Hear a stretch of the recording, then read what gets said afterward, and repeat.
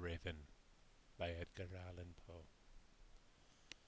Once upon a midnight dreary, while I pondered, weak and weary, over a many a quaint and curious volume of forgotten lore, while I nodded, nearly napping, suddenly there came a tapping, as if someone gently rapping at my chamber door. "'Tis some visitor?" I muttered, tapping at my chamber door. Only this, and nothing more. I remember, it was in the bleak December, and each separate dying ember wrought its ghost upon the floor. Eagerly I wished the morrow, vainly I had sought to borrow from my books your case of sorrow, sorrow for the lost Lenore, for the rare and radiant maiden whom the angels named Lenore, nameless here forevermore. And the silken, sad, uncertain rustling of each purple curtain thrilled me, filled me with fantastic terrors never felt before, so that now, to the still beating of my heart, I stood repeating, "'Tis some visitor entreating entrance at my chamber door, some late visitor entreating entrance at my chamber door. This is it, and nothing more." Presently my soul grew stronger, hesitating then no longer. "Sir," I said, "or madam, truly your forgiveness I implore. But the fact is I was napping, and so gently you came rapping, and so faintly you came tapping at my chamber door, that I scarce was sure I heard you. Here I opened wide the door, darkness there, and nothing more." Deep into the darkness peering, long I stood there wondering, fearing, doubting, dreaming dreams no mortal ever dared to dream before. But the silence was unbroken, and the darkness gave no token, and the only word there spoken was the whispered word, "Lenore." This I whispered, and an echo murmured back the word, "Lenore." Merely this, and nothing more. Back into the chamber turning, all my soul within me burning, soon again I heard a tapping somewhat louder than before. "Surely," said I, "surely that is something at my window lattice. Let me see then what thereat is, and this mystery explore.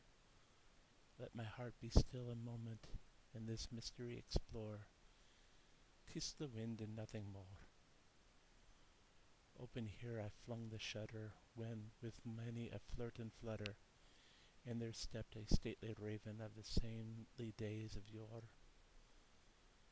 Not the least obeisance made he, not a minute stopped or stayed he, but with mien of lord or lady, perched above my chamber door, perched upon a bust of Paris just above my chamber door, perched and sat, and nothing more. Then this ebony bird, beguiling my sad fancy into smiling, by the grave and stern decorum of the countenance it wore, "Though thy crest be shorn and shaven, thou," I said, "art no craven, ghastly grin and ancient raven wandering from the nightly shore, tell me why lordly name is on the night's Plutonian shore." Quoth the raven, "Nevermore." Much I marveled the ungainly fowl to hear disclosely so plainly, though its answer little meaning, little relevancy bore.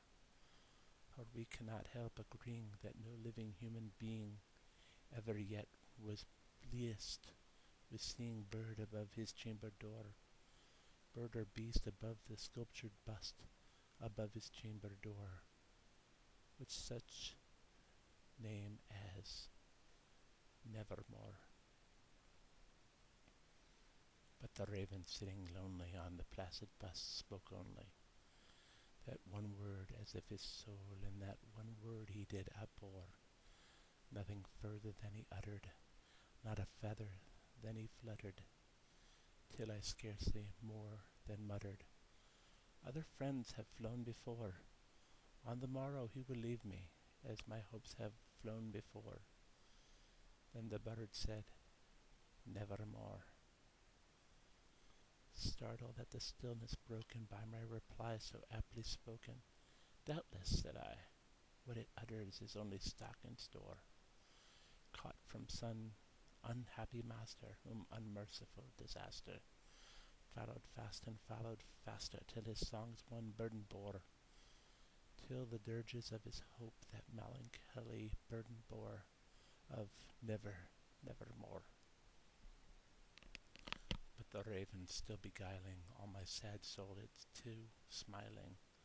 Straight I needed a cushioned seat in front of the board and bustin' door. Then upon the velvet sinking, I betook myself to linking fancy unto fancy, thinking what this ominous bird of yore, what this grim, ungainly, ghastly, gaunt, and ominous bird of yore meant in croaking, "Nevermore." This I sat engaged in guessing, but no syllable expressing to the fowl whose fiery eyes now burned into my bosom's core. This and more I sat divining, with my head at ease reclining on the cushion's velvet lining that the lamplight gloated o'er, but whose velvet violet lining with the lamplight gloating o'er she shall press, nevermore.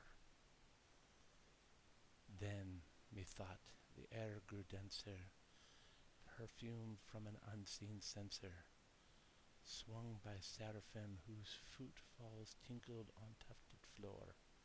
"Wretch," I cried, "thy God hath lent thee, by these angels he hath sent thee, respite, respite, and nepenthe from the memories of Lenore. Quaff, oh quaff this kindly nepenthe, and forget this lost Lenore." Quoth the raven, "Nevermore." "Prophet," said I, "thing of evil, prophet still, if bird or devil, whether tempter sent or whether tempest tossed thee here ashore, desolate, yet all undaunted, on this desert land enchanted, on this home by horror haunted, tell me truly, I implore, is there balm in Gilead? Tell me, I implore." Quoth the raven, "Nevermore." "Prophet," said I, "thing of evil, prophet still, if bird or devil, by that heaven that bendeth above us, by that God we both adore, tell this soul with sorrow laden, within the distant Aidenn, it shall clasp a sainted maiden whom the angels name Lenore, clasp a rare and radiant maiden whom the angels named Lenore." Quoth the raven, "Nevermore." Be that word or sign of parting, bird or fiend, or shrieked up staring, get thee back into the tempest and the night's Plutonian shore. Leave no black plume as taken of that lie thy soul hath spoken. Leave my loneliness unbroken. Quit the bust above my door. Take thy beak from out my heart, and take thy form from off my door." Quoth the raven, "Nevermore." And the raven, never flitting, still is sitting on the pallid bust of Pallas just above my chamber door, and his eyes have all the seeming of a demon's that is dreaming, and the lamplight o'er him streaming through his shadows on the floor. And my soul from out that shadow that lies floating on the floor shall be lifted, nevermore.